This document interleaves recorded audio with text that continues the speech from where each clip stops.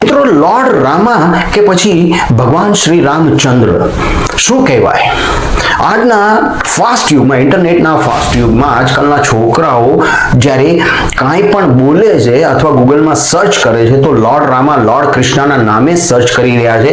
એને એ ખબર નથી કે પોતાની મહાન સંસ્કૃતિનું એ ધનોત વાળી રહ્યા છે. કારણ કે આપણી એવડી મોટી મહાન સંસ્કૃતિ છે જેનાથી જગત આખાને ભગવદ્ ગીતા પ્રાપ્ત થઈ, એક સરસ મજાનો ગ્રંથ પ્રાપ્ત થયો જેનામાં મોક્ષથી માંડી અને કર્મ સુધીની વાત છે.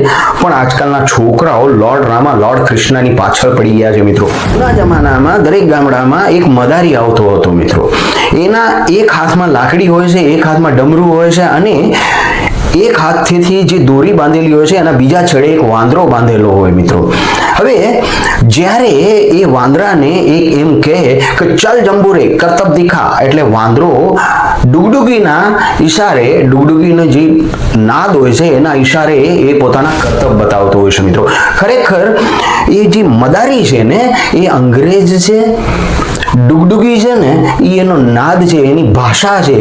એટલે કે લોર્ડ છે ને, લોર્ડ એ આપણો શબ્દ નથી. મિત્રો, આપણો શબ્દ છે ભગવાન.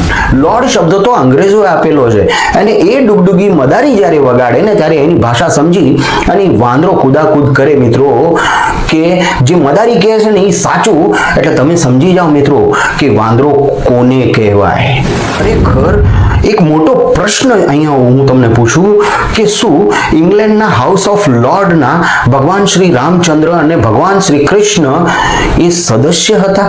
જો એ સદસ્ય હોય તો તમે એને લોર્ડ કરીને બોલાવી શકો છો. મિત્રો, ખરેખર ભગવાન શ્રી રામચંદ્ર, ભગવાન શ્રી કૃષ્ણ, ભગવાન શ્રી વિષ્ણુ, ભગવાન શ્રી બ્રહ્મા એમ કહેવાય. એની જગ્યાએ lord Rama, lord Krishna, lord Brahma, lord Vishnu, આ શું છે ભાઈ?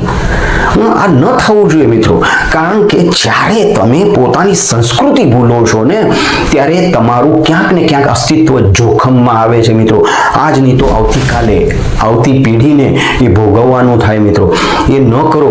જ્યારે આપણી મહાન સંસ્કૃતિએ ઘણા બધા એવા ધર્મ ગ્રંથો આપ્યા છે પણ છતાંય જો આજના યુવા પાસે એ વાંચવાનો સમય ન હોય તો કૃપા કરી અને લોર્ડની જગ્યાએ ભગવાન બોલો, નહીં તો મદારીનો વાંદરો કોણ હતો ને એ તમે સમજી જ ગયા હશો. મિત્રો, બરાબર. હવે હું તમને એક બીજી વાત કરું, સંસ્કૃતિની વાત કરું. મિત્રો, કે સંસ્કૃતિ શું છે? મિત્રો, જો સંસ્કૃતિ જાણવી હોય ને તો ક્ષત્રિય સમાજની જાણો. મિત્રો, નાની અમથી બાળા હશે જે માંડ ચાલી શકતી હોય, પાપા પગલી કરતી હોય ને એને પણ ક્ષત્રિય સમાજ છે ને બા કરીને બોલાવે છે. હા, કારણ કે ક્ષત્રિય સમાજમાં એ સંસ્કૃતિ છે, એ મોટી સંસ્કૃતિ છે સાહેબ. એ સંસ્કૃતિ દરેક વ્યક્તિએ અપનાવવી જોઈએ. ખરેખર એક સારા સંસ્કાર છે. અને એક વાત યાદ રાખજો, આજના ડ્યુડ, સો કોલ્ડ ડ્યુડને હું વાત કરું છું કે ભગવાને છે ને મૂછ છે ને એ બધાની આમ નીચે જ ઉગતી રાખી છે. કોઈની મૂછ આમ ન ઉગે, ઉપર ન ઉગે. મિત્રો, એટલે આપણે આપણી સંસ્કૃતિને પકડીને રખાય. જ્યારે આમ તાવ દેવાનો થાય ને ત્યારે ક્ષત્રિય સમાજને પૂછજો એ તાવ ક્યારે દેતા હતા. કોઈ બેની દીકરીની ઇજ્જત બચાવતા હતા, કોઈ ગાયોની વારે ચડતા હતા, ડોકા કપવી નાખતા હતા. એના સન્માનમાં એને એમ કહેવાતું કે ભાઈડો આમ વળ દેતા, પણ આપણે એનામાં પડાય નહીં. મિત્રો, એ આપણું કામ નહીં, કારણ કે એ ક્ષત્રિય સમાજ જ કરીએ કે મહાન ક્ષત્રિય સમાજ કરી શકે. એટલે આજથી છે કે નહીં, તમે મેં આ વાત ક્ષત્રિય સમાજની શું કામ કીધી ખબર છે મિત્રો? કારણ કે એનો સંસ્કાર, એ જૂનો સંસ્કાર હજી ભૂલ્યા નથી. મિત્રો, પણ આપણે જૂનો જે ભાષા હતી આપણી કે ભગવાન શ્રી રામચંદ્ર, ભગવાન શ્રી કૃષ્ણ એ ભૂલી ગયા. એની જગ્યાએ અંગ્રેજોની ચાલમાં ફસાઈ, એની ડુગડુગીમાં ફસાઈ અને આપણે ચાલુ થઈ ગયા લોર્ડ રામા, લોર્ડ કૃષ્ણ.